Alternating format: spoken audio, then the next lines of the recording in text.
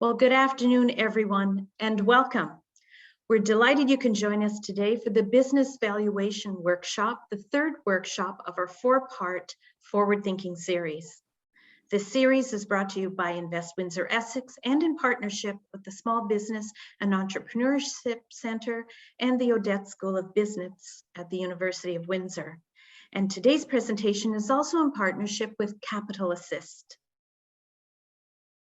Business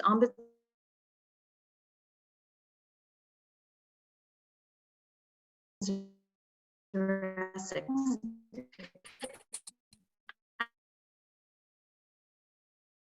I'm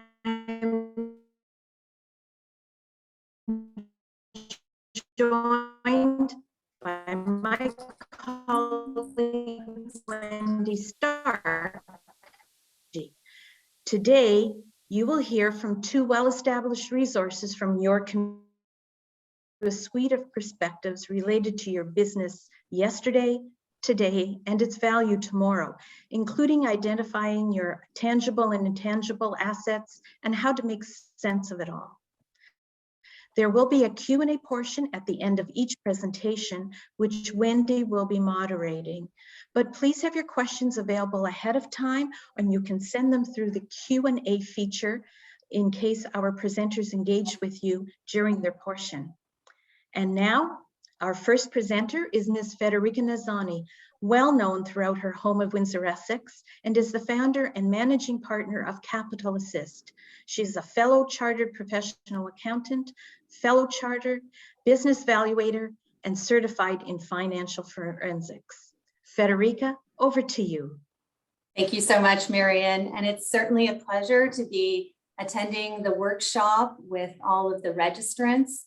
My name is Federica Nazani. I'm the founder of Capitalization Valuation, Inc. We are a boutique firm here in WindsorEssex, specializing in business valuation, acquisitions, transaction services, litigation support, and financial management support. I want to speak today about business valuation, and so I'm going to share my presentation. And I just wanted to let everybody know there's a lot of content in the presentation this afternoon. But just know that the presentation will be made available, and so there will be an opportunity to review the content in more detail. So here we go. So a lot of you might ask yourselves, why do I need a valuation? And most often, business owners and entrepreneurs will approach us specifically looking for a business valuation in a number of different scenarios and situations. I would say that the most common of which is probably income tax planning. So what this really involves is more on the corporate restructuring, where you're looking to either sell or give shares to children and or to a third party, or you may be doing some corporate restructuring of holding companies for tax purposes. Obviously, the selling and purchasing of a business is probably an area that most entrepreneurs want to come to us to sort of determine what might be a fair value if I were to sell my business. If I'm looking to purchase a building, what would make a fair and reasonable price? Oftentimes, we'll also see for estate purposes where business owners will come to us and want to know for purposes of my estate, for purposes of probate, what should I know is the value of my business? Or in the case of the death of the business owner, we'll need to also do a determination of fair market value. And there are a number of other situations and scenarios in which business valuation becomes relevant. So some of the sort of fundamental valuation principles that we want to start with is probably the first, which is how do we define value? And so keeping in mind that when doing a business valuation, you're doing it in a notional context. And what does that mean? We're essentially creating sort of a hypothetical market. We're not actually putting our businesses for sale, but we're deciding that we want to determine what the fair market value of the business would be, assuming that there was a sale.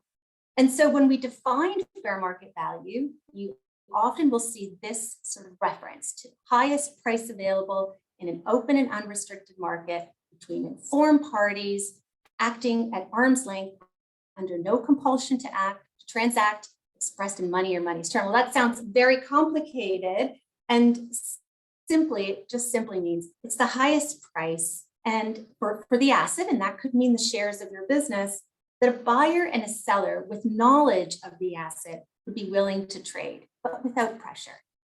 So we go and we start with that sort of definition. And the reason I bring that up is because oftentimes fair market value and price may not actually be the same thing. And why? Because when we actually do put the asset up for sale, there are things about sort of the negotiations, potentially there's competition in the marketplace, that all of which might impact price that hasn't been factored into fair market value. What's really important to understand is that when doing a business valuation, it's future looking. So why do I say that? Because what you are giving up is access to those future earnings. And that is what the buyer is buying. So think of it as forward looking. What you're selling is access to those future earnings. It's also at a point in time. So this is very important because when getting a business valuation, it is as at the valuation date. And as all of us know, that with time, there could be changes in the value based on changes within the business. So that requires potentially for the valuations to be updated. As I mentioned, value doesn't equal price. And then the other really important fundamental principle is that there just aren't two businesses alike. And that means that there is likely to be not one common approach and or technique that's used for value in every situation. So in getting started, I'll just mention that, a chartered business valuator is really the designation that enables us to provide an opinion on value. So unless you come across a CBV, they are the only ones that under the standards, the professional standards of the Canadian Institute of Chartered Business Valuators, CBV Institute, are allowed to provide opinions on value. And really, the first thing that they're going to say is, well, what kind of report are you looking for? How do we establish value and in what context? So many of you as business owners will be very familiar with financial statements and the level of assurance provided for notice to reader, for review engagements and audits. Well, the exact same principle applies in business valuation. So you might have a calculation report that you've asked for, and that would really entail sort of a minimal review and analysis of the information. It's usually prepared in a very brief valuation report, and that usually might suffice for purposes of tax reporting and or as part of a corporate restructuring. An estimate level report says that the valuator needs to do more review, more analysis, and some element of cooperation between the information that it receives and whether or not there's any need to verify, validate the accuracy or completeness of it. And that sometimes is more appropriate because it's a higher level of assurance for things like acquisitions and transactions, as well as litigation. So when you are potentially in a situation where there's a commercial dispute, that you would want a higher level of assurance. The third is really what we call the comprehensive level report, and that's really for situations where there's sort of public stakeholders, very complex transactions that may require a very comprehensive review of the business. And so when starting with the evaluator, deciding on sort of what level of assurance that you're looking for is absolutely critical in knowing sort of what direction to take. And so the process will really follow as such. You will sign an engagement letter, you'll have to start gathering information, and information is like financial statements and tax returns. We're going to want to know sort of what kind of expenses and income maybe was personal discretionary. So there's going to be an amount of review that's going to go on. We're going to ask for management compensation and maybe come out and see the site.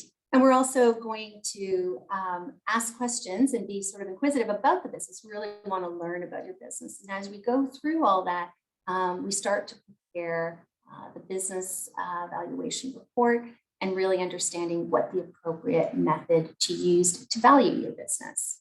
So what are some of the most common approaches that we see in arriving at value? So first, I'm going to start by saying that when valuing a business, we normally will assume, and again, I'm going to assume that most of the people in this audience have a business that is what we call a going concern. Essentially, it means that the business will continue into the future versus what we would call sort of a liquidation basis.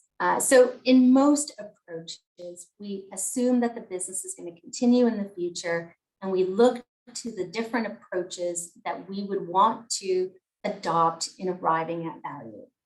So these are sort of the three most common approaches, and many of you may or may not have heard about them, and we're going to actually go through each of them. And at the very end, we'll even have a case study to talk a little bit about sort of a company in looking at both asset and income approach. So very simply, the asset approach, in establishing a value based on an asset approach, it's really based on the underlying assets and liabilities of that business. In an income approach, we're going to consider the cash flows that are generated by that business and the potential return that it provides. And in a market approach, the value is usually based on a set of metrics that are based on comparable transactions or recent transactions or comparable companies in the public domain. So each of these approaches have a different technique. And so the approaches and the techniques that we use are all determined based on the individual circumstances of the business. So what do we look for in your business? And as we're walking through these slides, I really want you to think about your own businesses and think about what approach would likely be more appropriate when you think about the nature of the business, the type of operation, what your current and historic operating performance has been, your ability to generate cash flows, which sometimes is not the same as net profit, the level of investment in capital that you need to make relative to other businesses. Depending on those circumstances and facts of each business, we will sit down and determine what the best approach is. So let's start with the asset approach. And I want to talk a little bit about this because this is sort of a technique where we would look at a company where the underlying assets are the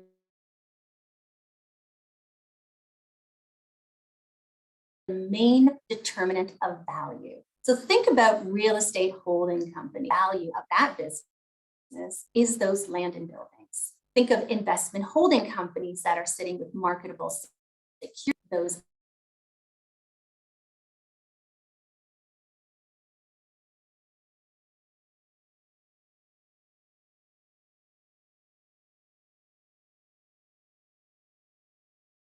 assets.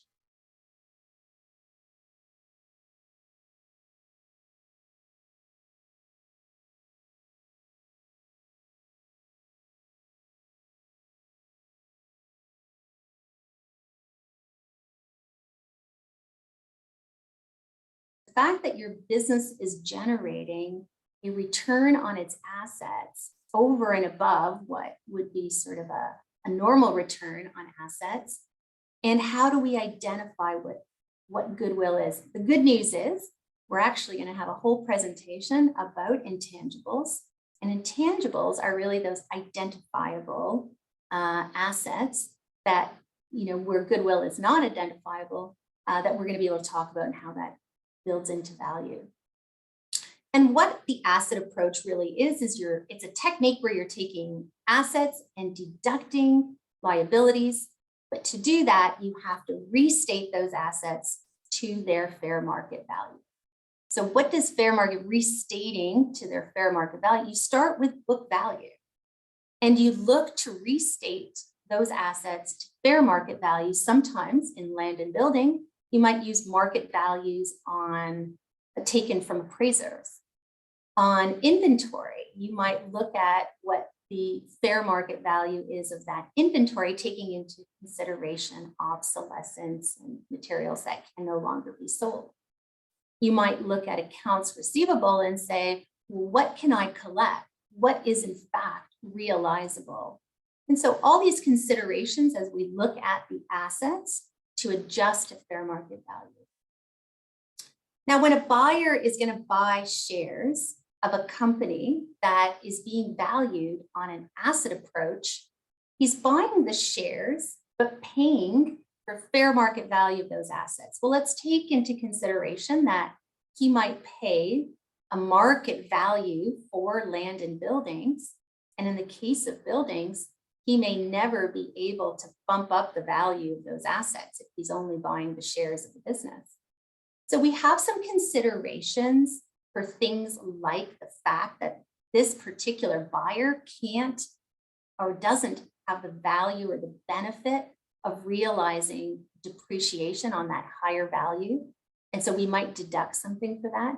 But let's consider that those assets at book value have a lot of embedded gains, capital gains that are going to be incurred in the future. And we might want to consider that when we make an offer or when we determine fair market value to those assets. Those are going to be a little more complex and we're going to not deal with them today, but just remember to keep things in mind that there are going to be adjustments to fair market value for things like contingent disposition, contingent liabilities that relate to tax. On the income approach, and this is probably the approach that we will sort of see most often. And like I said, there are different techniques that are used in arriving at value using an income approach. You've probably heard of things like capitalized earnings, capitalized cash flow, discounted cash flow. Well, all of them is on the premise that we're essentially trying to estimate what the future cash flows will be of the business, the timing of the inflows and the outflows of those cash. So when are we going to realize those cash flows in the future? I'm going to talk specifically about the capitalized cash flow approach and when it's most appropriate. So keep in mind that when purchasers buy a business, they are less interested in the net profits on an accounting basis and more interested in cash flow. So those are the cash flows that are generated by the business that are available to them. And that's what we call sort of free cash flows. And so in every exercise, we have to make the adjustments to go from net profit to cash flow and the things that we consider. We'll talk about that in a little bit. So when the business is generating a good return on its assets and capital employed, we often say that there will be goodwill. There will be value over and above the value of those assets. And that's generally when we use a capitalized cash flow approach is to determine what that value is. We know that that cash flow is going to continue in the future. And again, remember, what the buyer is buying are those future cash flows. What you are selling are those future cash flows. The other differentiation between cash flow and sometimes earnings, and we're going to talk a little bit about this, but to get to cash flow, an owner may need to keep reinvesting in the business. And that means there's capital investment to be made.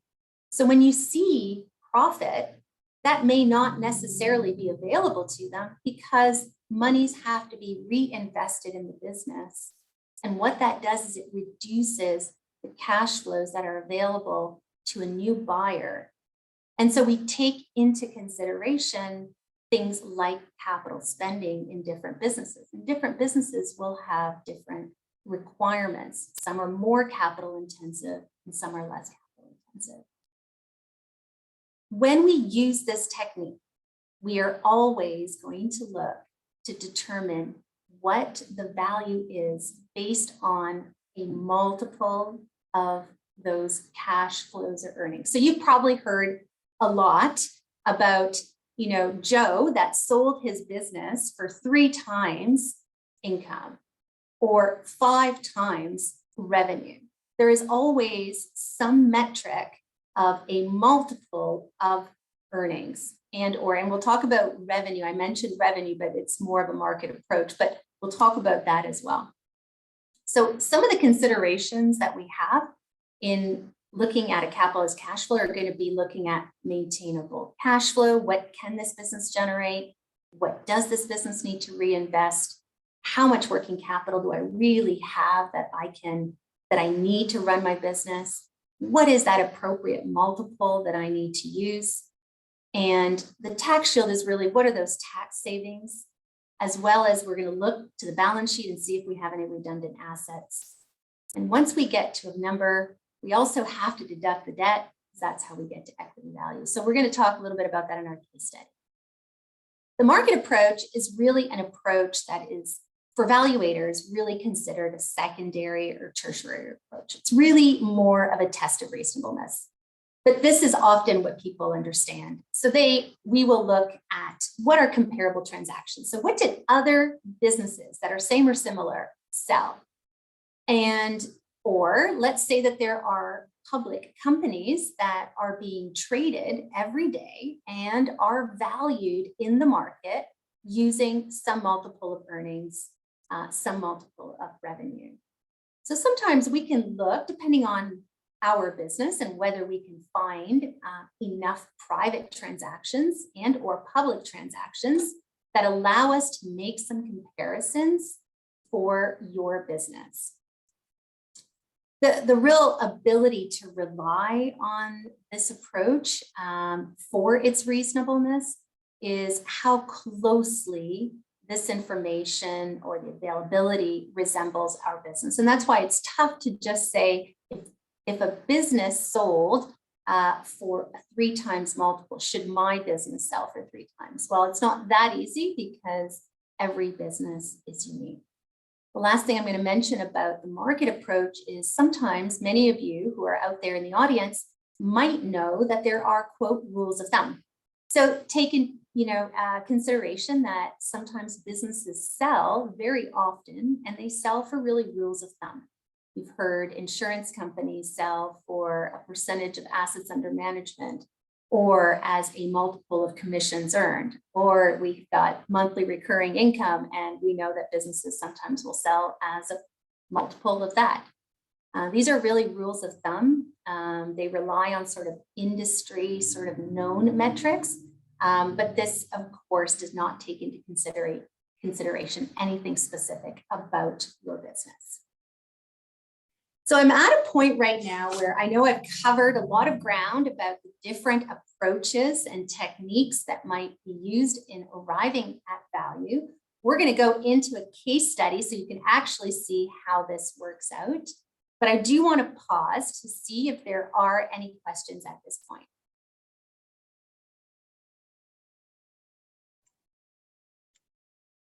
Just one quick question. Is there likely to be a big difference between the value that you come up with versus it with the different approaches? So certainly as we look and we're going to take this situation right here with Sun Escapes, where absolutely, when we value it using multiple approaches, we're going to get to a different value. The key is ensuring that the value that we use is the highest value. Right. So that, that would be what would be fair and reasonable, would be the highest value that we arrive at. So we're going to actually do a case study right now where we're going to show you what the value is on an asset approach versus an income approach, and then tell you sort of what would be ultimately the conclusion on value that we would arrive at. Great. Yep, that's it for now. Okay. Well, I thought that we would use this example, and it just so happens that it's a very overcast day with rainy, snowy mix in Windsor. So why not think about Sun Escapes? Now, in this case, Sun Escapes is actually a business. It's a Windsor-based business that is the designer, manufacturer, and installer of high-end sunrooms. And it's a company that was really owned and operated by two brothers. They were previously sort of in garden greenhouses, decided they were going to start building sunrooms for their friends and family, realized that they really had a very unique design and technique that they started to sell at the retail level for local hardware companies, and demand has just continued to grow. They expanded their manufacturing capacity a few years ago on land that they own as a company.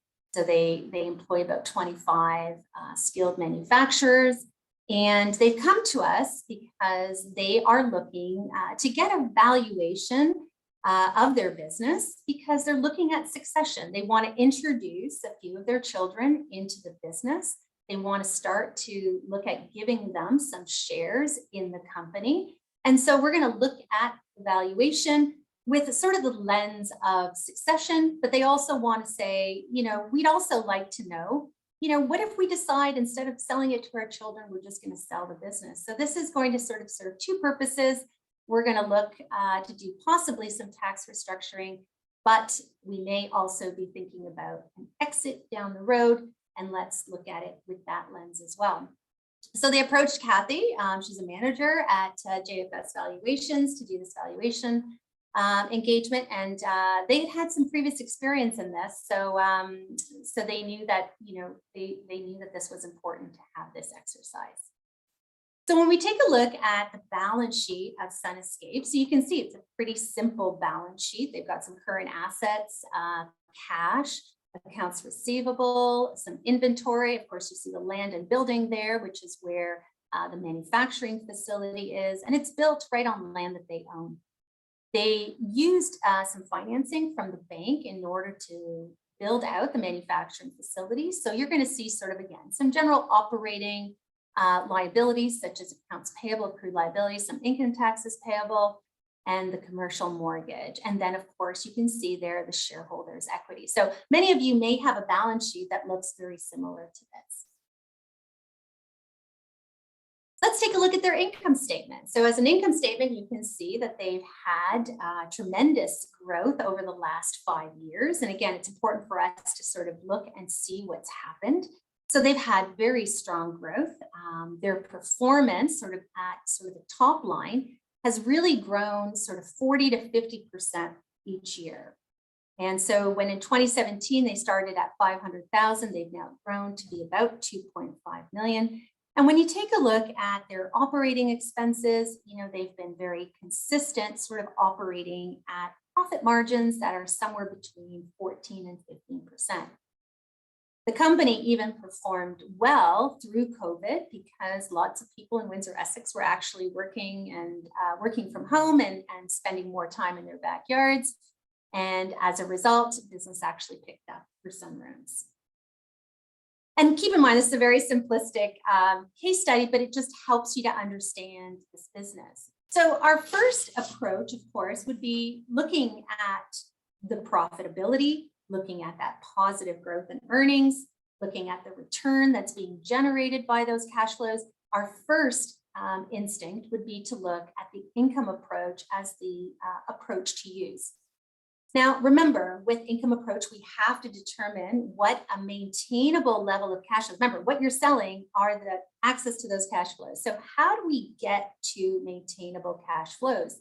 Remember, we're starting from profitability, but now we're going to look at maintainable cash flows. And where we start is by normalizing. And first thing that we're going to do is we're going to add back any non-cash items. So amortization is going to get added back.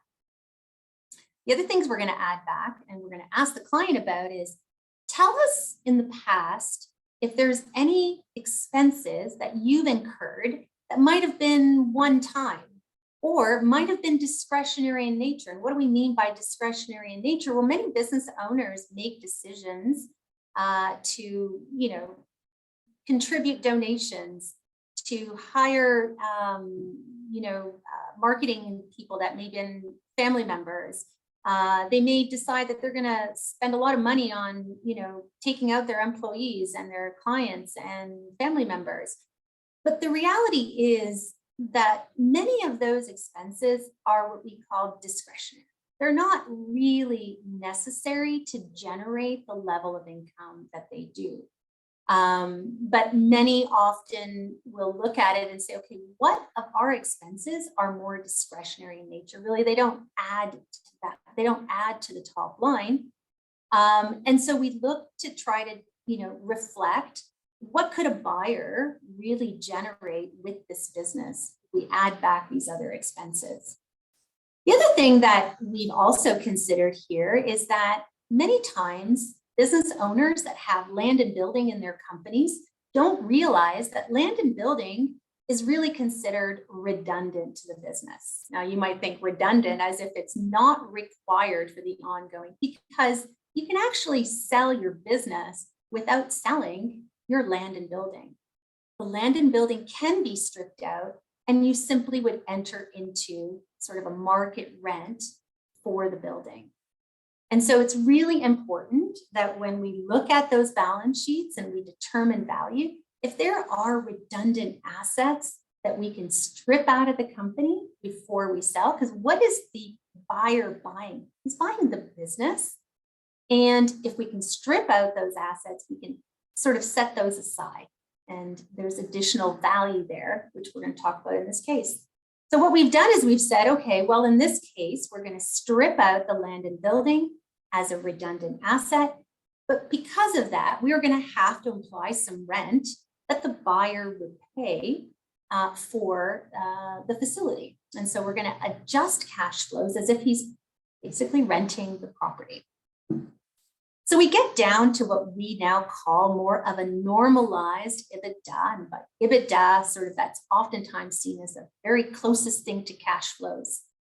And then we take a look at how the business is performed, and we kind of say, okay, well, what would a buyer think is fair and reasonable?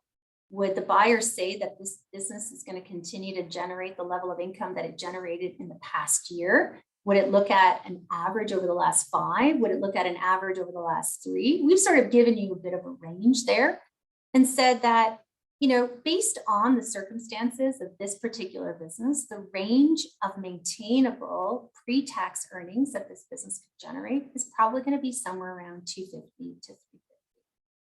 Now, remember, there's going to be 2 factors in this approach. One is going to be what are the right earnings, and the second is going to be what's the right multiple. And we might build in some growth in the multiple. So when we get down to maintainable earnings, we now have to consider, how do we get to free cash flow though, right? We got to pay our taxes. And then remember that concept that, to generate that level of income, I still need to reinvest in my business. I need to spend so much in capital expenditures, which you're not seeing on my income statement because they're hitting my balance sheet. So we're going to deduct some amount of money for those capital expenditures that will need to be incurred every single year in order to generate that level of income. There's a concept called tax shield. So what you're seeing here is net of a tax shield. That means that even though I'm spending $50,000 every year, I get the benefit of being able to depreciate that asset. So when I can depreciate that asset, the actual true value, the amount of actual cash flow is going to be something less because I'm going to have those tax savings to be able to use. So then we get down to what we call a maintainable after-tax cash flow. And now we have to arrive at capitalization. So what is the appropriate rate of return? What is that multiple? The multiple is really just a reflection of the risk of this business. So the lower the risk, the higher the multiple. The higher the risk, the lower the multiple that someone would be prepared to pay for this business. And the inverse of that is really just the capitalization rate. I could do an entire presentation about the multiple and how we arrive at the appropriate multiple, but think of it like this. A multiple, the capitalization rate, is really, you start off from a risk-free rate. Now, if you were just investing in bonds, that would be a certain rate of return. But then you add the fact that this is an equity, you add the fact that this might be a small company, you add the fact that you might be in a really risky industry, and you add the fact that, there's a whole bunch of industry specific or company specific risks and benefits that might continue to change that capitalization rate. So in this particular case, we said the appropriate multiple for this business, knowing that this business is growing, knowing that there is a market of opportunity out there, that they've been able to transition from just friends and family to retail. They've got a distribution network, they've got a skilled workforce. We're going to give it a multiple of between 4.7 and 5.2. And we get to a value that is the capitalized cash flow. And again, we're going to add some value that they've got some existing assets that they're able to depreciate. We're going to add that to value too. So that before we can look at our redundant assets, we've already got enterprise value of about $1 million to 1.4. So now when we get to redundant assets, and again, I talked about this in the past, but keep in mind that there may be things on your balance sheet that you can strip out of the business before sale, and it won't impact your ability to continue to generate those assets, that income. So keep that in mind. Just don't forget about your balance sheet, because it's very important that we make sure that what a buyer is buying are those operating assets. Anything that is not required for the business can be stripped out and added to value. And working capital is a really important concept, and this often happens, and it's a very contentious issue when we get to a transaction, is when you're selling your shares. A buyer is going to demand that there is a certain amount of working capital that is left in the business to keep generating those cash flows. And so we need to look at what the appropriate amount of working capital should be, and some of it can be stripped out, some of it cannot. And so to the extent that there is excess working capital, we can take that with us. If it's insufficient working capital, then we have to reduce purchase price for that. So looking back at our case study, we now looked at what redundant assets existed in the company. We determined that the land and building is really redundant. We already implied a market rent. We're now going to strip it out and add that to value.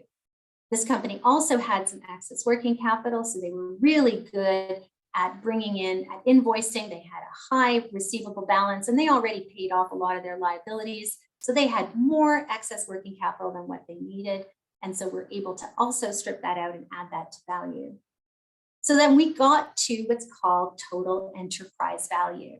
Now, a lot of times that's what you hear. The business sold for 2.5 to 2.9 million.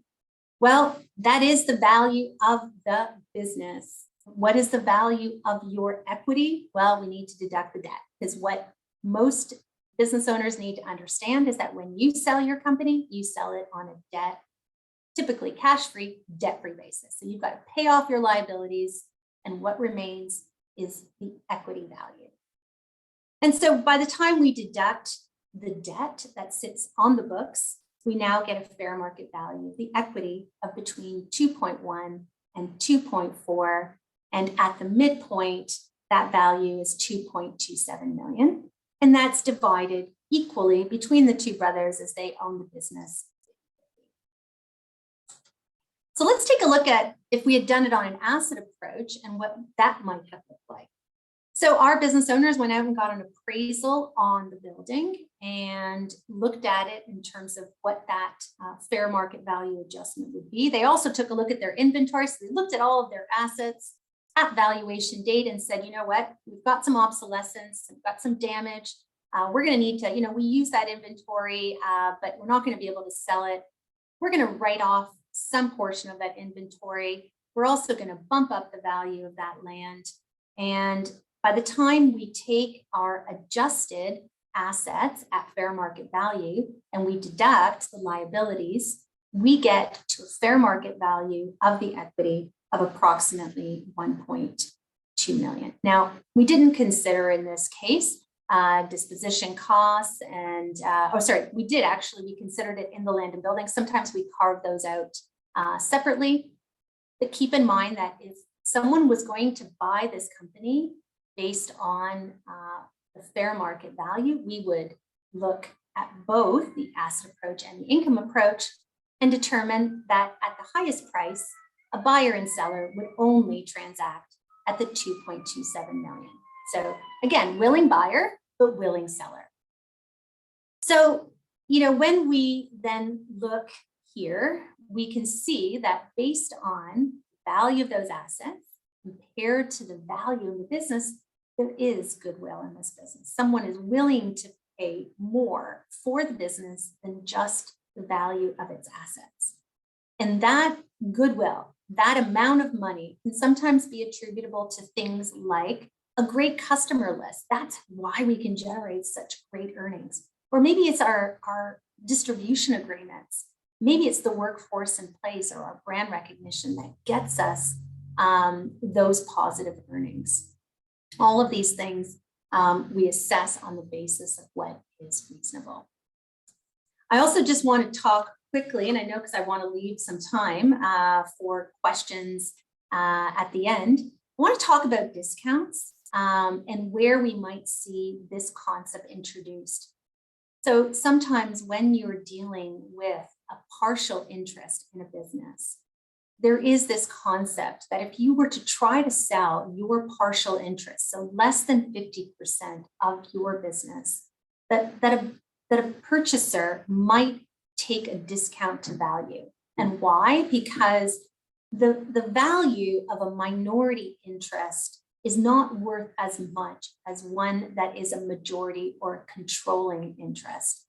And of course, we can understand why, because as a minority shareholder or one that does not have control, you can't control your destiny. You can't control the liquidation, the distributions, the ability to sell your interest in the future. So these things impact what someone would be willing to pay. But of course, we can't just arbitrarily decide what a minority interest. We have to actually look at the specific circumstances of each business owner's interest. And so we're going to look, maybe there are shareholders agreements that allow for certain put rights or for certain drag along or piggyback rights, certain rights that allow the minority interest, protects the minority interest holder when they're looking or when they're seeking to get a liquidation of their interest. We might also want to take a look at the size of everyone. It could be that everybody's a minority interest holder. We may also consider that there may be shareholder and family relationships that would dictate whether a minority interest is actually or minority discounts required. On the flip side, there's also premiums. And premiums are really what would be paid for, what I would consider to be some very unique benefits to buying the business over and above fair market value. And those are more synergistic benefits. Sometimes we consider, special purchasers paying a premium over fair market value because they're buying market share, they're eliminating a competitor, they're, going into a business that they're not currently in, but is highly complementary. For a number of reasons, there may be premiums that are paid as well. Of course, we can't quantify those because that only really happens in the context of a real transaction. The last thing that I'm going to talk about is really, because many of you might have questions, and again, because we're limited in time, there's going to be lots more content in the slides and you can have time to review them, but really is the difference between a share sale and an asset sale. So, we often sort of interchange these because, an asset can be shares in a business. But really what we're talking about here is it better for me as a seller to sell the assets of my business or to sell the shares in my business? And each of them have very, based on the facts and circumstances, there may be advantages and disadvantages to either selling assets or selling shares. But what you want to do is you want to consider what those advantages and disadvantages are right at the outset. And so that you put yourself in the very best position to negotiate. So let's talk a little bit about the asset sale. And, I'm not going to sort of talk through each and every bullet point here. But let's talk about from a seller's perspective, what's the advantage of an asset sale? Well, the primary advantage is that if you're just going to sell the assets, you're going to transfer title to those assets. That buyer is not assuming any liabilities that may have come with the business. And so presumably, if you're just selling him the assets, he's going to require less representations and warranties, less indemnifications in the asset sale. Now, a disadvantage to a seller that is looking to sell the assets is that in order to do that, you actually have to consider the fact that you've got a lot of assets transfer, and they have a number of conditions that go along with those. It may require that you have consent to sell those assets. And sometimes that can be a very onerous process. You also have to get certain releases, etc. Now, we're going to talk about share sale because there's also some advantages from a tax perspective on the share sale, which would impact this as well. From the buyer's perspective, why would a buyer want assets? And again, because first of all, they can cherry pick the assets and possibly leave the unwanted assets behind. And again, they're really just buying those assets and they're not transferring any of the liabilities of the business. What are some of the disadvantages? Again, if you're buying a business and you're assuming just the assets, you want to continue running that business. There may be a lot of work that you have to do in order to keep that business running. So give an example is, if you're going to just buy the assets, you now need to hire each of those employees in your new business. And that, again, those contracts that were in place with your customers, you now need them to sign that they are now going to contractually work with your new company that has these assets. So sometimes it's just easier to buy the shares of the business rather than the assets. So when we talk about the share sale, the biggest advantage to selling your shares is the fact that there's potentially an opportunity to have what's called a lifetime capital gains exemption. So in 2022, the capital gains exemption is about $915,000. So think about how much gain you can shelter from tax if the business itself was sort of qualifying small business corporation. So keep in mind that if you want to be taking advantage of that lifetime capital gains exemption, you want to talk to your accountant, you want to talk to your advisor, you want to talk to your evaluator, make sure that your company is set up to be able to take advantage of that, because that is probably the number one advantage. Again, from a disadvantage, you're selling the business. And that means that all of that historical, everything that's happened in the past transfers to the new owner. And as a result, that new owner wants some protections against any contingent liabilities that might pop up in the future that relate to a period of time that he didn't own the business. As the buyer, again, probably the biggest advantage to just buying the shares is that there's really not much that you need to do. The contracts, the business names, the leases, all the intellectual property, it stays with the company. So it's often much easier to just simply step into the shoes of the shareholder. But of course, as a disadvantage is that you are going to retain all of that history.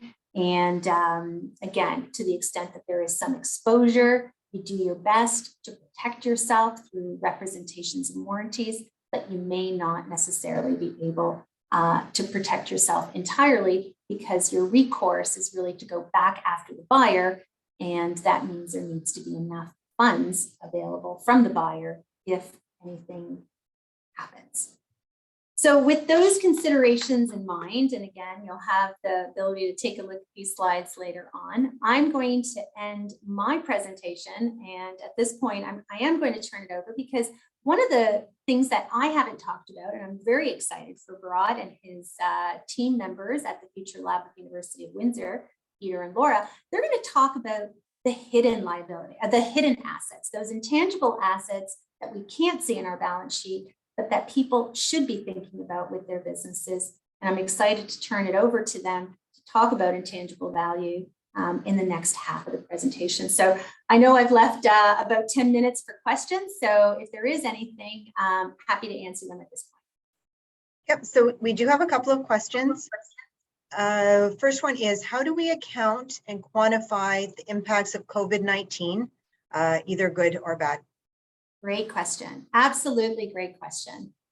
So this has come up. And so remember when we talked about maintainable earnings and we said, what is this business capable of generating in the future? You are not selling the past, you are selling the future. So what you need to look at, most importantly about COVID, is did COVID have a temporary impact on your business? Did it have a more prolonged impact to your business? If it had a more prolonged impact to your business, then what you would want to do as part of the negotiation is, instead of using that approach of, hey, we're going to look at the past 5 years as a proxy for the future, we're going to say, you know what, we actually need to show you what the cash flows are over the next 2 to 3 years until we get back to a steady state. And that technique is actually called a discounted cash flow. So we would project out how the business would get back to sort of the normal level of earnings. And then we would value that, we would take sort of the multiple on those future steady state, assuming that that would continue in perpetuity. And we sort of present value that back to date. It's a different technique, but it's important because you want to be able to show to the buyer that here's the cash flows over the next 1 to 2 years. But going forward beyond 3 years, we expect to be back to normal state. And that's when we can take our capitalized cash flow approach. And that's where we, again, look to say that's how the business will continue to perform. If it's historical and it was only temporary, well, I think there's enough to say that, listen, we need to consider that this particular year was sort of a one-time occurrence. It's not expected to reoccur. And of course, no one has a crystal ball, but of course, this could not have been anticipated. So we look to see the years prior to COVID as being closer to what would be the future of this business. And so there's also a sort of related question, somewhat similar. Is it possible or is it usual to take into account the possibility of changes in input prices? Sort of like future-proofing your valuation. Absolutely. So all of those considerations are so important. And remember, the techniques are going to be important because, to the extent that you want to explain how things might change in the future, it may be better to look at a set of projections, right? We may want to look out 1, 2 to 3 years.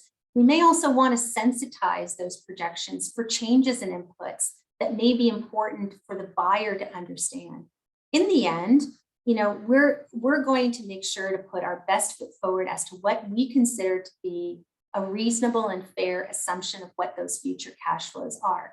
We then negotiate as to what, high or low. We're always going to sort of probably talk within a range, but we want to be able to model out what those projections of cash flows might look like in the future. And as you can imagine with a discounted cash flow, the value of those cash flows a year from now is worth less today. That's that concept of present value. And so we may have to look at those cash flows and present value them to today and say, this is what a buyer should pay based on changes in those cash flows in the future. Great. And we do have another one from the attendees. What would be the approximate budgetary cost for a small company value assessment for a buying transaction? A company with about, say, 2 million in annual sales in a growth industry.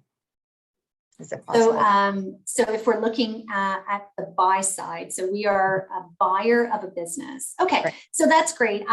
So yeah, and I think, so oftentimes in transactions, and we do a fair amount of buy side work as well. It's not just value. You may want to even do a little bit of due diligence. So with buy side valuations, this is where the buyer might say to us, you know what, I need you to look at the information a little more carefully. There are areas of risk that are more important to me that it may require us to look a little more deeply into it. So oftentimes we'll say we should probably go with some form of an estimate level report so that we can actually spend some time looking at those specific accounts that may be of greater risk in trying to get to what is a maintainable earnings. A lot of times we work closely with the seller to get information to help understand what we see. And so when you think about, what could that typically cost? I mean, it does depend on the size. It does depend on how much the buyer will do versus what we will do, how much the seller will do. But normally I think you could see that, estimate levels and help with really just investigation, a bit more sort of due diligence to get that level of assurance, probably somewhere between 10 and 15,000. Great. Okay, I think that's all we have, unless anybody else has any other questions. I think that's it. So thank you so much, Federica. I'm going to turn it over to Marian, I think, at this point. Thank you. Yes, thank you, Federica, for all that you have shared with us today. They're simple facts, but they're really much needed guidance and considerations that everyone, regardless of where they are within their business, the size, that you gave everyone a lot to start to think about, but also starting points. Where to start, if you're in the middle, how to move forward, and then finally that end part for success. So thank you very much. And thank you for that segue into the introduction to Dr. Mashwari. So Dr. Barat Mashwari is a University of Windsor professor and comes to us with experience across a wide variety of disciplines, with a focus on working in the areas of strategy and innovation and change management. He keeps his pulse on the pulse of people, industry, and our region. He and his future lab team will walk you through the importance of process and process improvement, forward thinking, and addressing what's important but spoken about far less, the value of your intangible assets, and the look and feel of a transaction as a sampling. He will make you think. I give you Dr. Barat Mashwari. Thank you, Marian. That was quite outstanding description of Future Lab. But I must start by thanking Federica first, who set up a really nice stage for us to go forward. And I'll share my slides here. And let's begin the journey of the day further into what we have been doing. And let's find out what else is there in valuation. The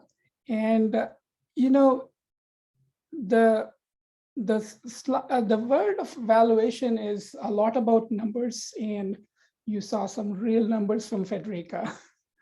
But she started her presentation getting your attention to something that only in ideal conditions, fair market value and price are same. They are most of the time not same. And then she gave her explanation. Why is that so? Because a lot of things in the price are not factored in. And what doesn't get factored in is really the intangibles. And because it's hard to assess them, okay? And often when we are looking at valuation, another thing is we're looking into the future. And that's where our lab comes in, and we are always looking into the future and what is going to be important. And here I need to also introduce my colleagues. Professor Paul Russo is a very, very, very, very young man. He has been in the field for almost 50 years as a professor and later on as a researcher. And he loves to come and help me mentor my students. He's retired from Sinclair College after a long inning. And then Laura Tetro is also joining us. Laura also is teaching a number of courses at the university.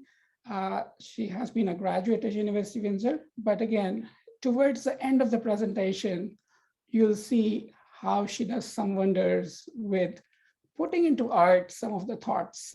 So Laura is an amazing, amazing contributor to our Future Lab.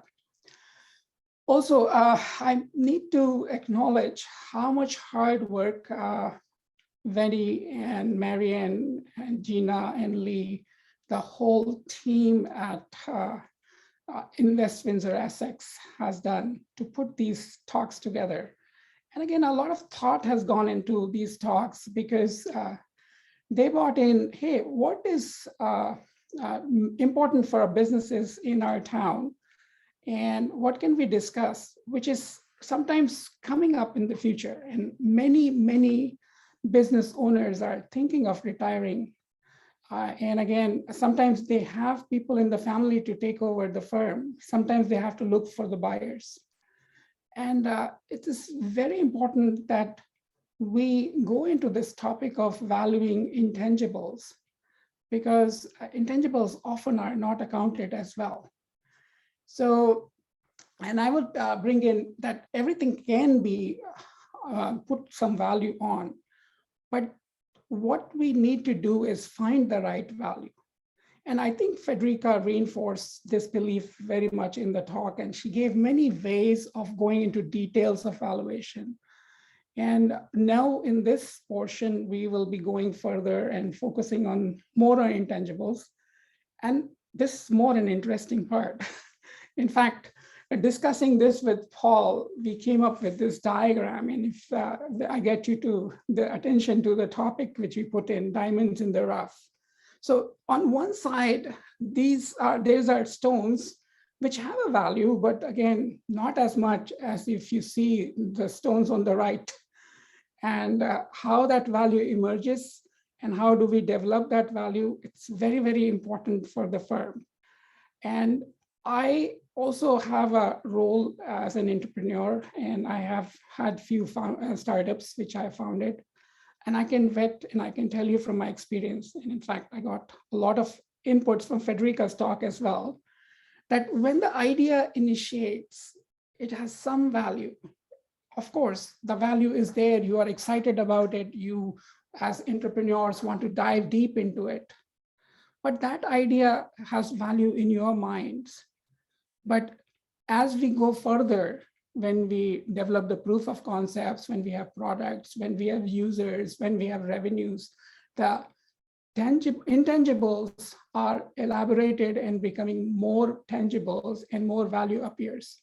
But in this world, we have seen some very high value transactions of firms, and we see it every day. We have unicorns. These are startups. And I'll ask Paul to add some more to this. Paul, we cannot hear you. Here I go. I think I'm fine. Okay, good. Welcome all of you, and really appreciate the presentation from Federica. It's really set the stage for what we're going to be doing. The metaphor of diamonds in the rough is quite interesting here, because essentially a diamond, as we know it today, has a lot of intangible value, but but when they're first discovered, they don't really have too much value in and of themselves. And if you basically look at the idea of the transformation of a diamonds in the rough to a cut diamond, or a diamond that's used for other industrial uses, you can begin to say that, in fact, the idea of diamonds, its value is it's been strongly associated with the idea of longevity and love and relationships, and that really increases the value. And what is love is really an intangible. It's a subjective experience. So we thought that this particular metaphor would be apt for what we want to do. So if we can go on to the next slide, or do I have control of that? No, okay. So when you think about an intangible asset, what comes to mind? And you can just put in your thoughts about this in a Q&A section. And Barat, what might be a couple of things that you have in mind when you? Yeah, when you think about intangibles, often the word intangible is that you can't express much. But again, as a firm, we have several valuable know-how pieces. We have pieces which can be protected through intellectual property, like something which we have figured out. And again, In the large businesses, they have a huge department which can help you in patenting, but in small businesses, sometimes we work with trade secrets. We may know those recipes which are our own. And again, please feel free to type some of the intangibles you see in your world in the question and answer area, because there are many pieces which make your business valuable, not just the hard assets, the buildings and the machines. Your know-how is very much in there, transforming the raw materials into valuable outputs and outcomes for your customers. And I see some input here. Intangible, one way of looking at it is a reputation for quality work. Another one is new technologies yet to hit the full market, and a unique market position and track record of successful projects. So these are some of them, and we're going to be continuing here to work. And so here's some other examples. Brand equity, intellectual property or IP, licenses and rights. Oftentimes when people buy a franchise, this is what they're buying. So it's R&D. This is oftentimes a company that's doing a lot of R&D has got probably a very huge future asset development. Goodwill was mentioned earlier as the things that which are not, well, they're basically hidden or intangible that people are willing to pay for. We use the term tacit knowledge is basically is knowledge which is really has not been expressed and is really in the minds of individuals. And some of the work we do at Future Lab is to help people move their tacit knowledge to explicit ideas. Other ones including so these are some other ones. So this is what we're going to be talking about, how we can begin to evaluate these kinds of intangible assets or hidden assets. So if you look at what literature allows us to do, what is being traditionally done, and Federica also put some lights on some of these models, how do we value intangible assets? So one of the easiest ways is look at what did they cost us? And again, you will know when you are in business, you are spending a lot of money, and sometimes you get buildings and machines out of it, but a lot of time you spend money on ideas, you spend money on R&D, and they're not ready. They are almost in the diamond in the rough shape. Mm. So what did it cost you is one way to look at the value of the intangibles. But a lot of them start producing revenues. So there is an income coming out of them, and people can value them from the income coming out. And the other way, as Federica also demonstrated, is what is the market? Is market valuing some of these intangibles? And more so, as we realize, and again, 1995 onwards, in theory, we have come and spoken about the knowledge economy. So intangibles are not unknown to us. We are becoming quite familiar with them, because every firm is having quite a bit of intangible component in the know-how they have, especially in service industry. Our minds are quite at work. It's the knowledge work we are doing. So what is the market willing to give? What are the anchors? What others in our industry are getting? So those are the ways to value intangibles. Yeah, go ahead. And we have some case studies that will show the amazing underestimation of these assets. And one of the interesting ones, just the things I was just reading the other day, is that tech companies actually their intangible assets make up in a 90% range of their assets, and we'll talk about this in a bit as well. Okay, so go ahead. So when we are talking about small businesses and service-based businesses, professionals delivering services, so I was surprised. I came across a small independent pharmacy in Windsor, and it was sold for a fairly high price, about $2 million. And this was a really, really small place. It was part of a busy clinic. Now, here comes the intangible parts. Because it was part of busy clinics, it has a fairly busy list of customers. So number of scripts generated, so definitely decent income. But when I went in and talked to the owner who was looking at retiring, and I developed a good friendship with this owner as well. And he was not just selling the pharmacy. He was selling a little bit more when I went into the story and found out what was happening in the deal.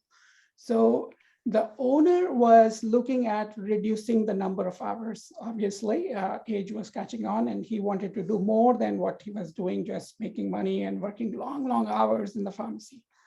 So he wanted to reduce the hours, and his pharmacy was producing a very decent income, Number of scripts was very high. The clinic was a very busy clinic. So he was looking at hiring people, but he also came across a company which was expanding in the pharmacy zone and wanted to buy pharmacies. Now, for the company which was going to buy pharmacies was looking at not just running it by the owner of the buying company, but hiring people, staff.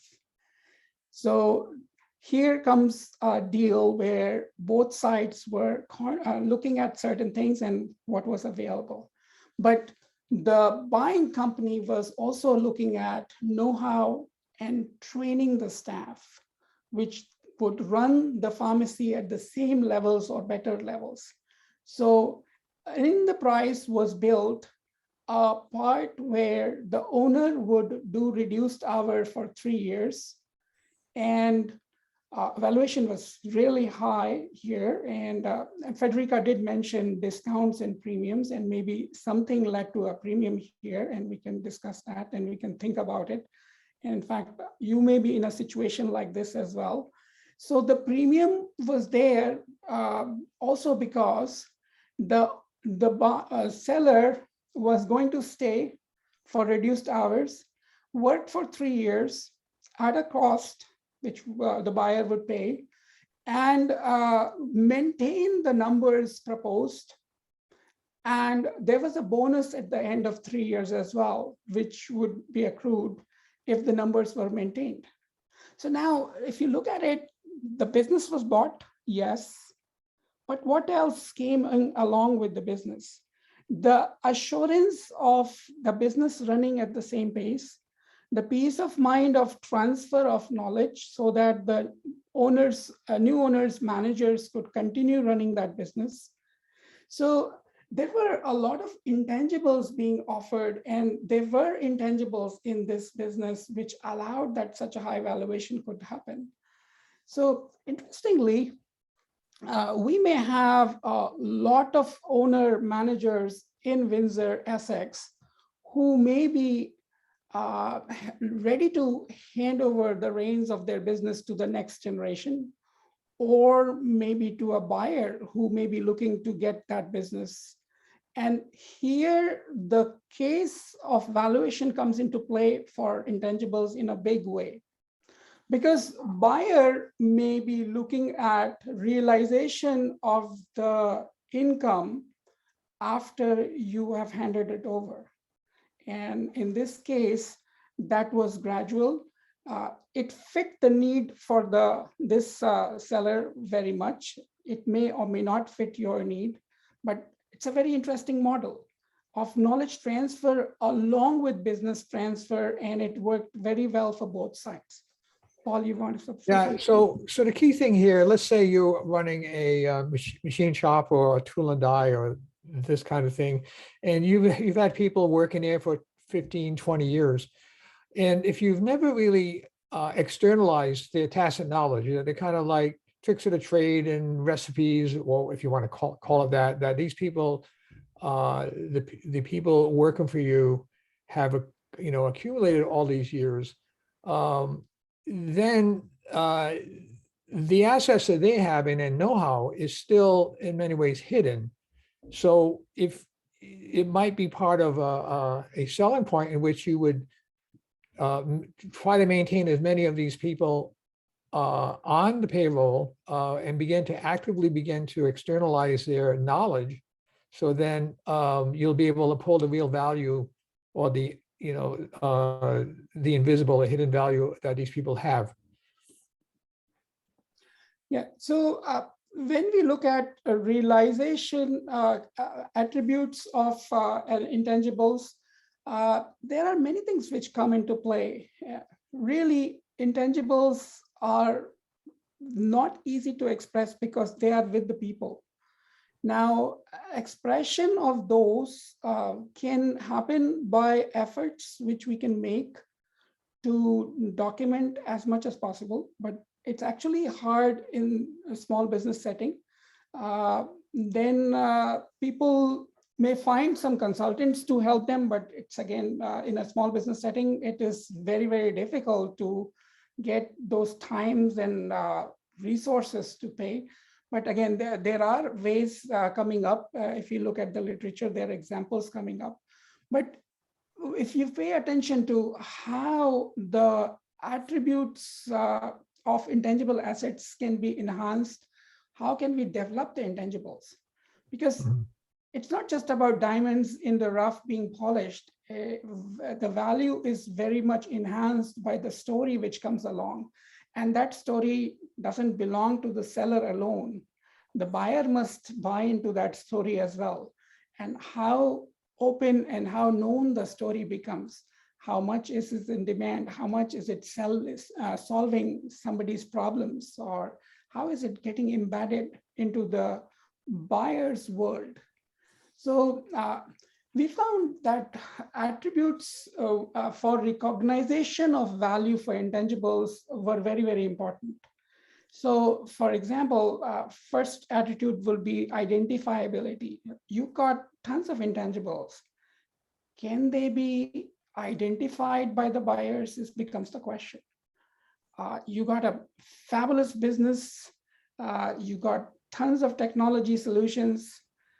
Can the people who are going to go after you or seek to buy your business see those technology solutions fitting into their future? And I know Federica said it right away, a lot of valuation is about the future. So assets people can visualize, intangibles, we have to define them, we have to establish them, we have to build those stories.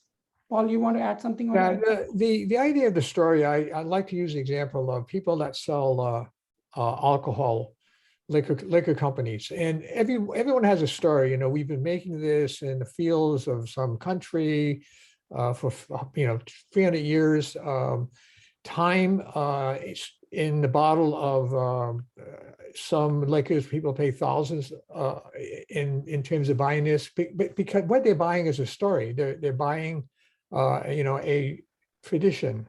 And in fact, most of marketing, advertising is really about telling a story, which is really, I mean, it's an intangible asset, but it does have a powerful effect on the company.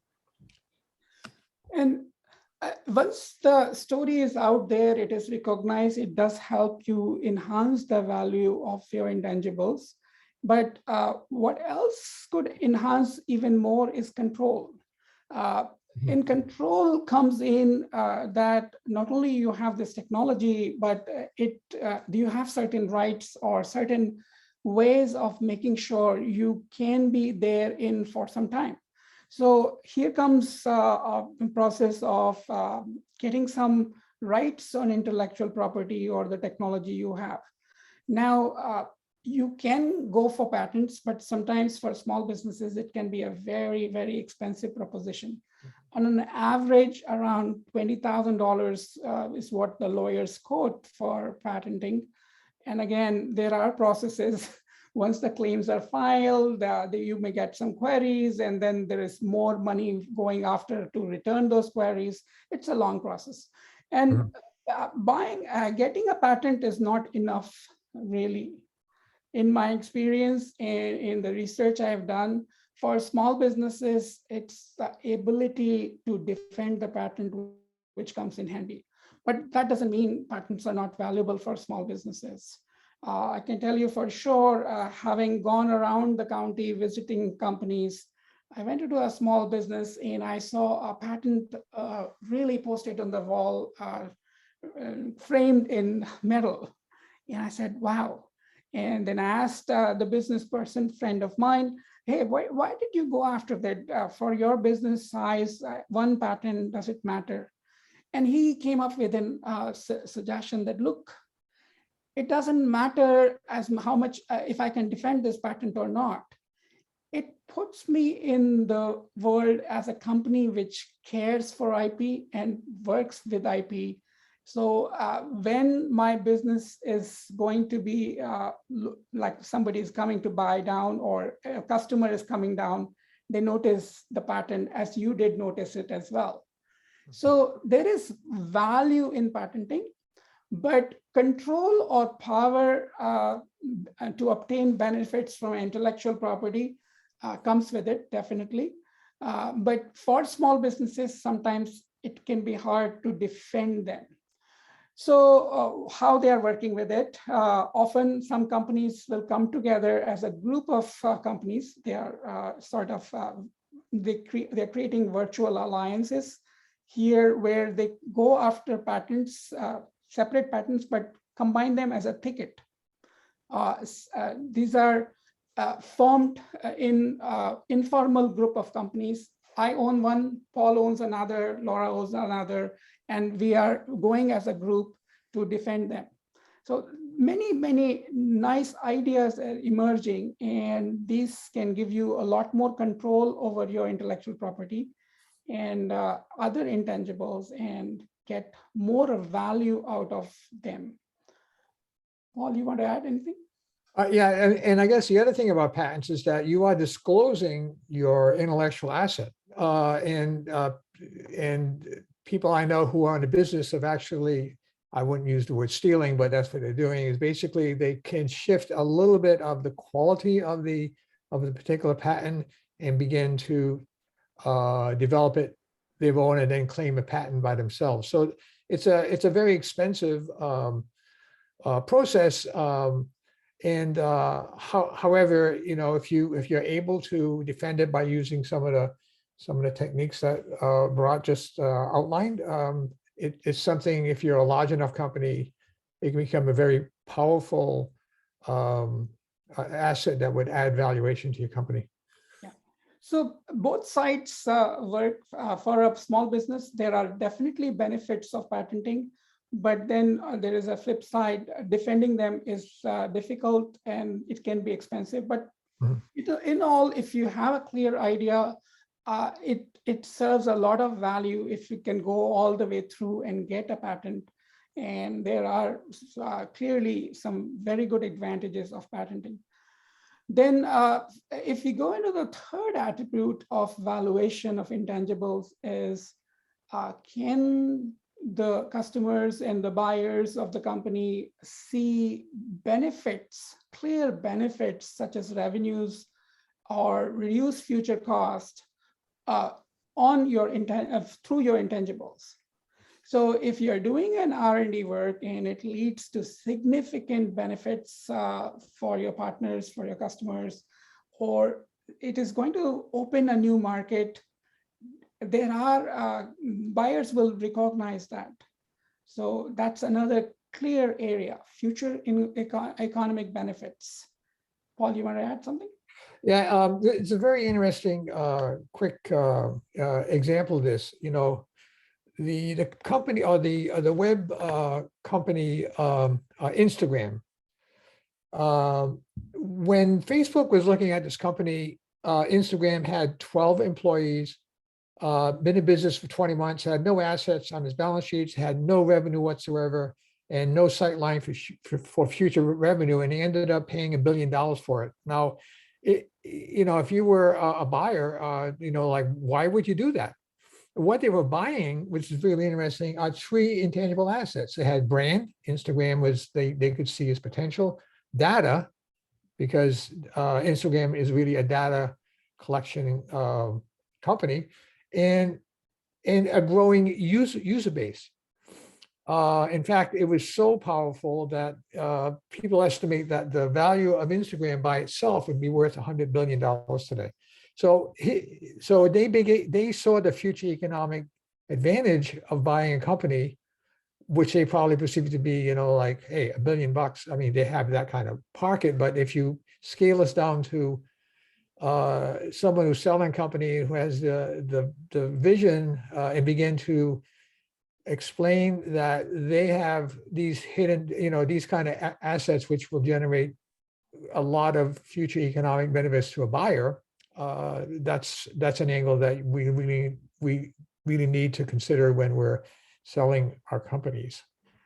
Yeah, and again, it depends on the stage at which your intangible asset is. I can tell you my own story. I run a small company, YQG Technologies, and we developed a healthcare engine and OnRex platform. So about 2 years ago, when we had this idea, it was valuable, and we were getting a lot of reception from people in the community who would like to help us and work with us. So we had a few doctors which participated, and it was valuable, but the value was way less than what it is today.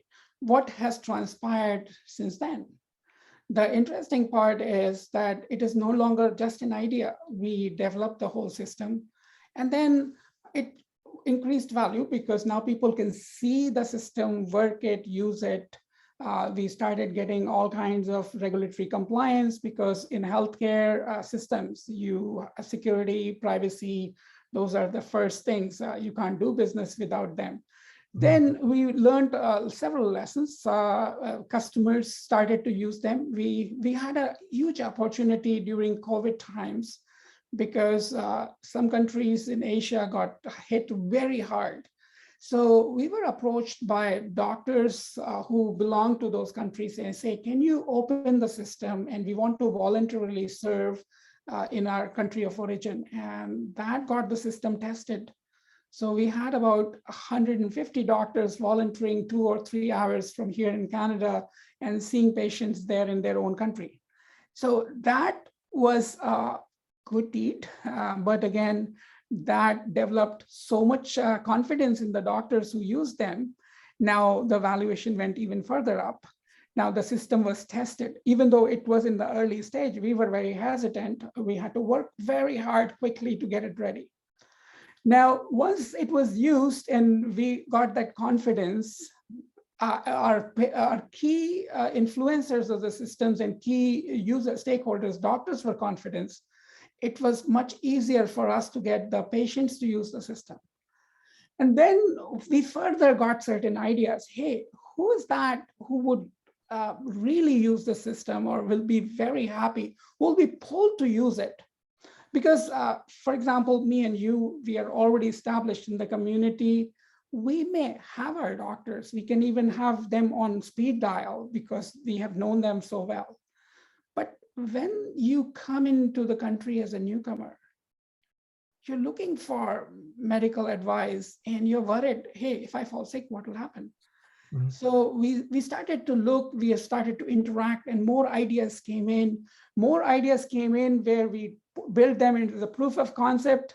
Higher the value became, because now the future economic benefits were not just a thought in the future, they were visible, and the participants could see that they can be realized right away, or in 6 months or 8 months, and what the discounting of the future value was much lesser. And so much so that we started seeing some premiums also, we started seeing some offers beyond our expectations. So if you have intangible assets, it's not about just keeping those ideas to yourself. You have to develop them and you have to get them out. And these techniques help them. You have to share it with your stakeholders, show them, work with them, give them the proof of concepts, because now your story is not just your story. It is integrating with the stories of your stakeholders and customers in future. And those things are what matter a lot to the buyers, because they will be buying your system or your technology or your business for a purpose. And that purpose may be how can they use it for future economic value. Paul, you want to add something? Yeah, I mean, the basic thing I always like to think about this way is that it's really important to continue to externalize and at the same time protect your intangible assets. Externalization will begin to point the spotlight on its potential value, and also it's then has a greater chance of being transferred to the key people that need to have this asset or this knowledge.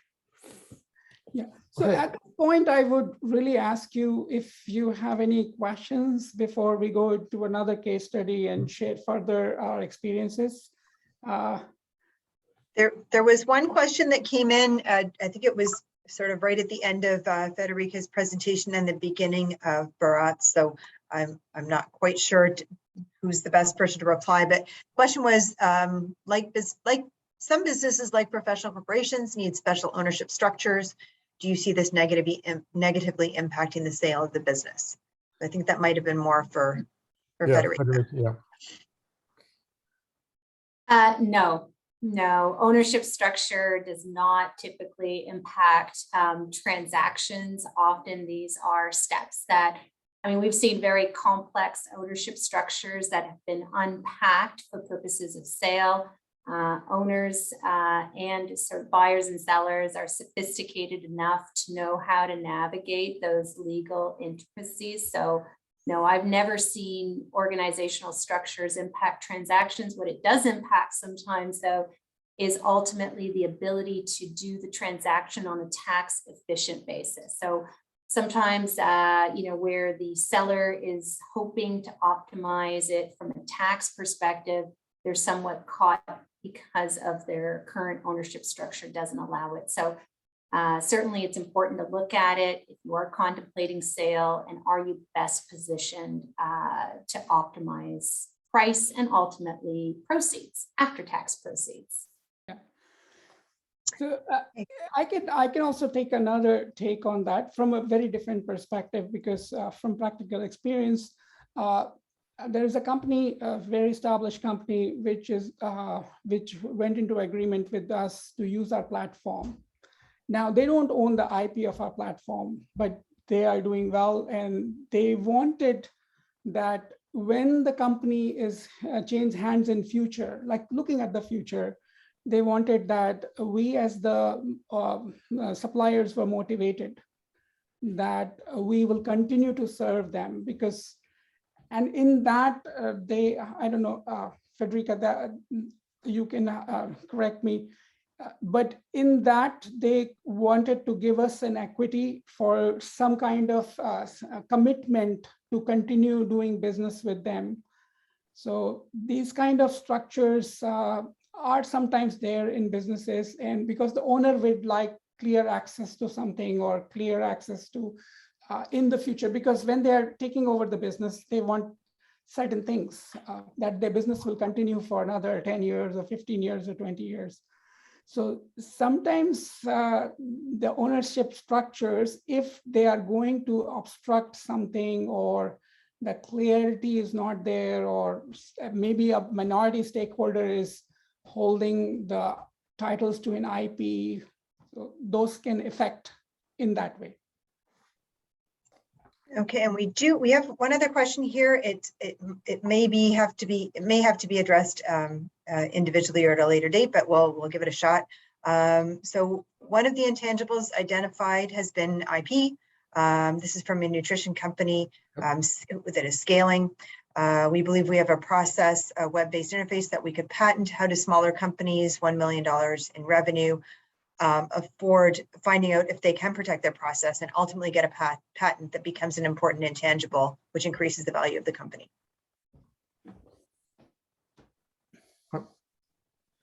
So there has been surveys which have been done on small businesses looking at patenting and alternate intellectual property mechanisms.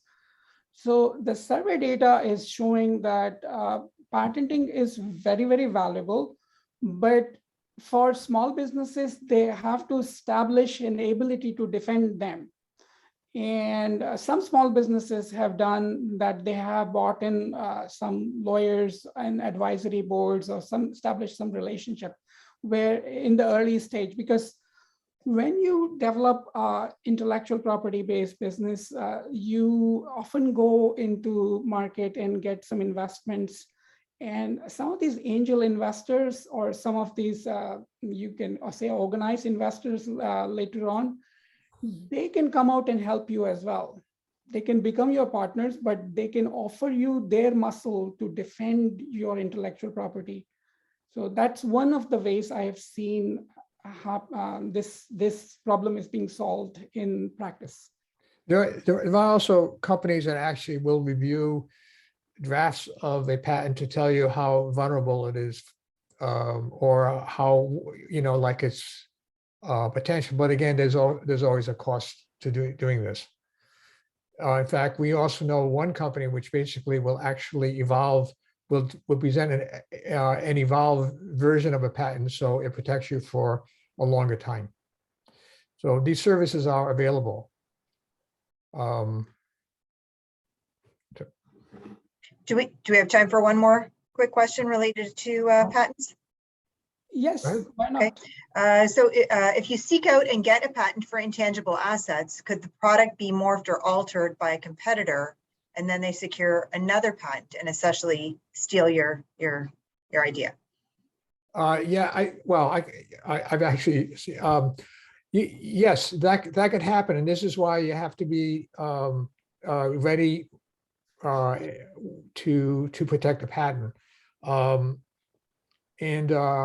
It's just like another thing. Basically, it's an investment to develop the patent, or to get it. And I would actually just begin by beginning to investigate the track record of people that will help you write that patent. Yeah. So to add to this, one of the things when an idea comes in, the idea doesn't come out of the blue. Most of the time, 95% of the time, someone or somebody has had that idea as well.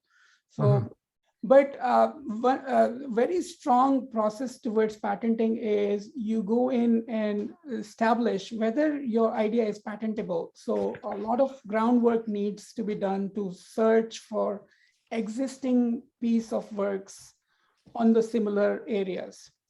Then when you write your patent claim, the claim writing is a very, very intense scientific process. And there you can take some robust processes where you are writing it in a way that you have more protection. So there are experts who may be able to help you out from their experience of patent writing before. And then you have the lawyers who can, so there are people who will serve you by finding out what is the space, is your idea patentable, or what is already out there. Then there are people who may help you to write the claims in the way that claim is more robust, more often scientific people.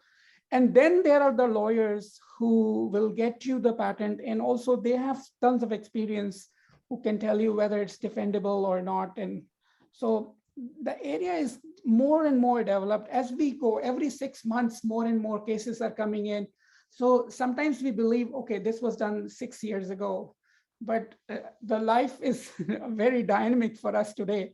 And every 6 months, every 8 months, you see things are changing. So that belief that small businesses cannot defend their patent is not true. Small businesses are also doing things. They're coming together as a group. And government also introduced a few things. And I think, I do not know in WindsorEssex that might be coming. they also wanted to help small businesses with intellectual property. So they might come out handy. And if they are not, we can probably lobby them to give us some resources which can help small businesses in patenting and defending our patents. Yeah, But intellectual property is definitely going to be an important play, and it is a big part of the intangibles. Just another quick thing is if Google has a very, Google, like they have a whole patent section in their Google searches. And oftentimes it's very useful. I've spent time just looking at patents and how they're written.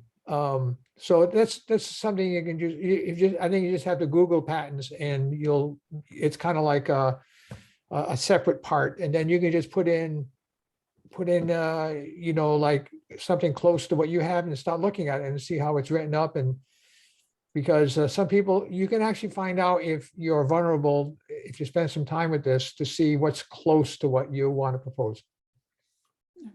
Okay. Yep, that's all the questions for now.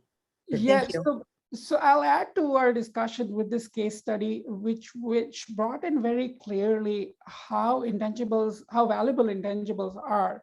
And it's an interesting case study. And we know Google bought Motorola for $12.5 billion and further sold it to Lenovo for 2.91.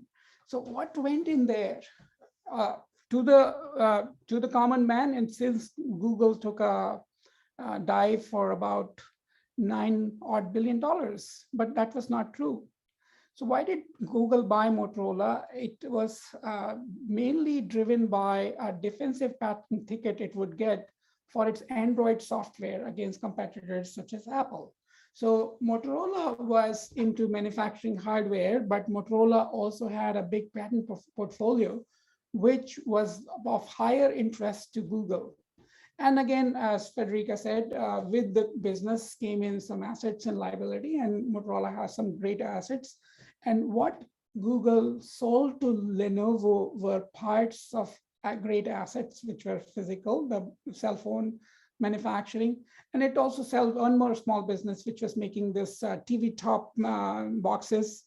But after accounting, $4 billion was spent more.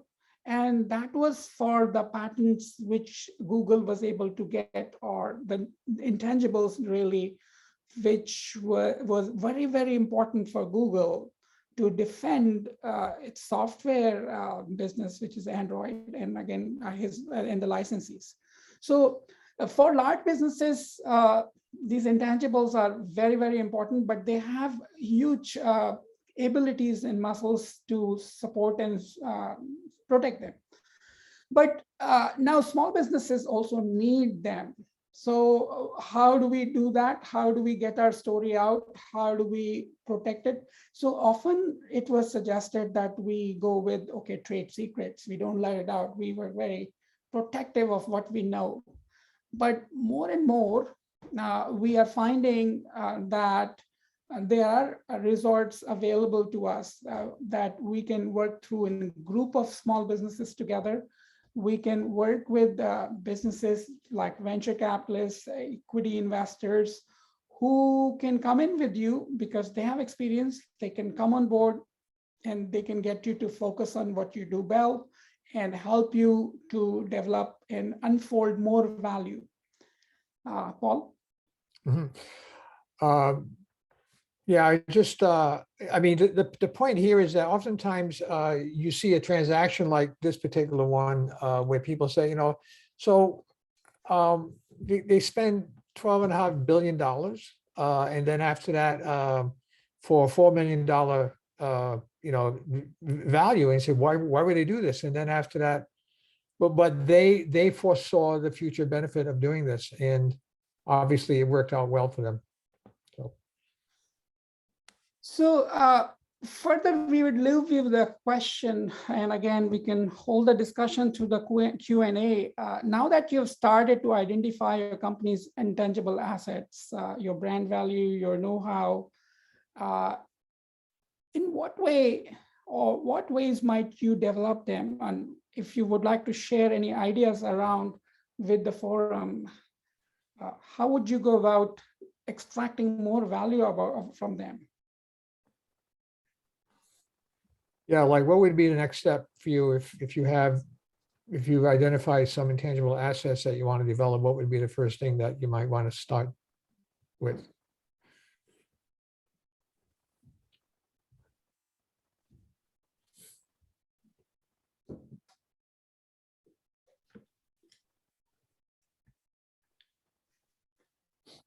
So I can share one of the experiences I've had.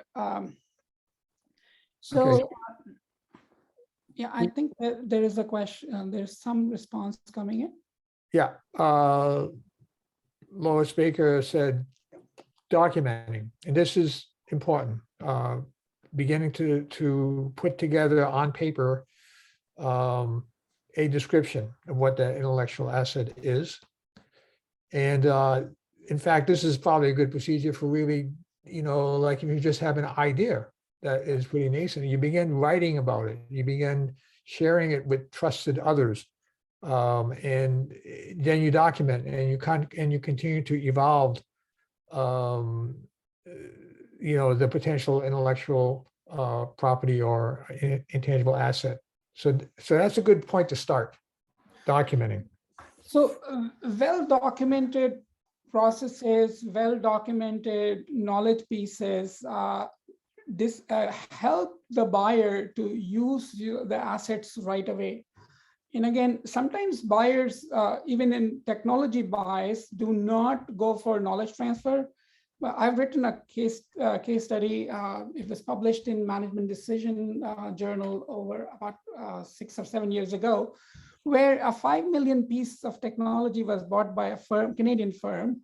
And their people were very confident. This was a multicolor printing press. And it was moving from Bay Area to Calgary. And people were in printing for a long time. And they were so confident that, hey, they can make it work. And they said, okay, no need for knowledge transfer. But they realized this $5 million expenditure, they took 8 months further to get it working, because at sea level versus 400 meters above sea level made a huge difference in the pressure for those inks, and they were getting spread out. So that piece of knowledge was important. The adjustment was important had they bought in. And I can tell you many other examples where businesses were handed over and that the new buyers spent a lot of time in figuring it out. It was handover over the wall versus handover over proper handover. That, hey, this is how it works and this is how you will come in. And I can tell you another example. We bought a house when we came to Windsor about now 15 years ago. And we had a private deal direct with the buyer, but what allowed me to justify giving some higher price, and I was really impressed, because when I was handed over the house, came in a folder. Everything was so meticulously recorded. Every warranty which we would be getting was recorded. Whether we will get a claim on certain things, because the original owner was so meticulous, it helped. So documentation helps. And also, if you can empathize with the new user and do some knowledge transfer, it helps. The thing about documenting is just not only writing, it's sketching things out, building models. Because the more you externalize outwardly, either in writing and sketching and model building, the more real it becomes, and the more aspects of the asset becomes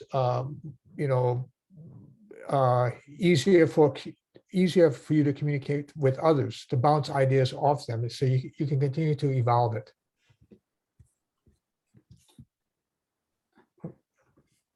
Okay. So now we have something which is going to come up. Laura, would you share your sketches? Are you there? Sure, just give me a second to get it set up.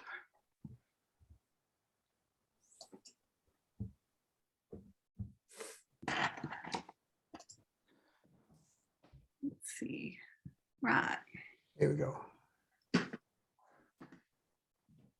Are we full screen? Doesn't look like it. No, you're It not might full be, well, what we're seeing is the iPad, so it's There going we to go. show you how much space there is in the. Oh, that's okay. Okay. I'm going to turn off sound. I've just been recording as you guys have been talking and kind of translating into some images because sometimes complex concepts work better if you can imagine what they look like. So I think what we are going to do is share our slides as we said earlier. And I would leave with the conclusion here that for intangible assets, we need to identify them. We need to identify the impact of these assets on the business. As people already brought in, we need to document, we need to standardize, we need to align assets. And in this way, we need to develop intangibles for, otherwise they're easy to be not counted. And thank you everyone for attending, and thank you Marianne, Wendy, Gina, Francisco, and the BR&E team for organizing it. Okay. Thank you. Wendy, are there any more dangling participles and questions, or have we covered it? No, a couple of people said thank you for hosting. No, I think we're good. I've had a couple of questions earlier, but I think those were all covered. So I think we're good. Well, then on that note, first, I also want to thank our colleague, Francisco Contreras, who had joined us a little over maybe 6 months ago or whatever. He had taken on the technical assistance and oversight for today's event. And we're very, very fortunate to have him with us. I want to say thank you to Francisco for that. So thank you. And extended thank you again to both Federica and Barat and your team with Paul and Laura for giving us a full court press for a lot of companies who, whether they are just beginning to think about valuating their company, or whether it's somebody who's looking to purchase a company and not sure, well, where do I start? What do I really have to watch for? What are the risk factors? Let's face it, business valuation, it's scary. Whether you are looking to sell your business, whether you are a purchaser, because no one really wants to leave money on the table. No one wants to be devalued. No one certainly wants to be oversold on something either. So the guidance that all of you have provided today is really invaluable. And we hope that everyone in the audience has been able to take back something to really start marinating and thinking about that will then certainly come into play with all of you finding some success in whatever those ventures are. Also, just on a last note, we want to remind you that session number 4 of this series will be taking place April, May, and that is called Building Your Organizational Structure and Strategy. So that will be number 4 in the series. So watch for something coming into your inbox about that in the near future. And yes, we will be sending through the slides once each of the presenters has taken their final look and modified the process that they're going to, or the format to have them sent out, and you can be sure to having those in your inbox as well too. So again, happy end of close to the end of a Friday afternoon, everyone, and thank you for joining us, and we hope to see you again soon. Thank you very much to each of our presenters for such valuable guidance and information. Thank you.